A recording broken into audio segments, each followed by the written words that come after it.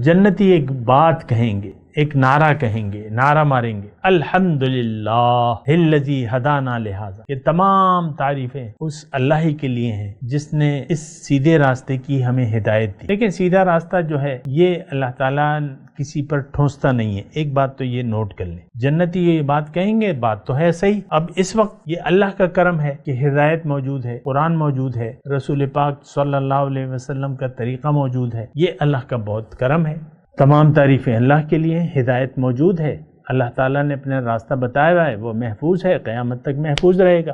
اب قبول کرنا نہ کرنا یہ ہماری اپنی مرضی پر اللہ تعالیٰ نے ہمیں جو وَمَا كُنَّا لِنَهْتَدِيَ لَوْلَا أَنْ هَدَانَا اللَّهُ، اگر اللہ ہدایت نہ دیتا، یعنی اگر اللہ کی توفیق نہ ہوتی تو ہم ہدایت نہیں پا سکتے تھے۔ بات تو صحیح ہے، توفیق من جانب اللہ ہوتی ہے، لا حول ولا قوت الا باللہ العظیم کا مطلب ہی یہی ہے کہ نہ کسی میں نیکی کی قوت ہے، نہ برائی سے بچنے کی کوئی قوت ہے، لیکن اللہ۔ اب ظاہر ہے اللہ تعالیٰ کے یہ قانون ہے، کُلًّا نُمِدُّ ہؤلاء وہؤلاء، ہمیں ہر ایک کو توفیق دیتے ہیں، ان کو بھی اور ان کو بھی۔ تو گمراہی کا راستہ بھی کھلا ہوا ہے، آپ اس پہ چلنا چاہیں تو اللہ تعالیٰ اسی کی آپ کو توفیق دے دے گا، آپ کی مرضی تک منحصر ہے۔ یہ مطلب میں اس لیے وضاحت کر رہا ہوں کہ آیات الہی کا آپ کوئی غلط مطلب نہ لے لیں کہ ایمان والوں پہ یہاں اللہ تعالیٰ کا کوئی خصوصی فضل و کرم ہے، نہیں، ہم سب پہ اللہ تعالیٰ کے خاص رحم و کرم ہے۔ یا بنی آدم اما یأتینکم منکم رسل یقصون علیکم آیاتی فمن اتقی واصلح فلا خوف، یہ سب پہ ہم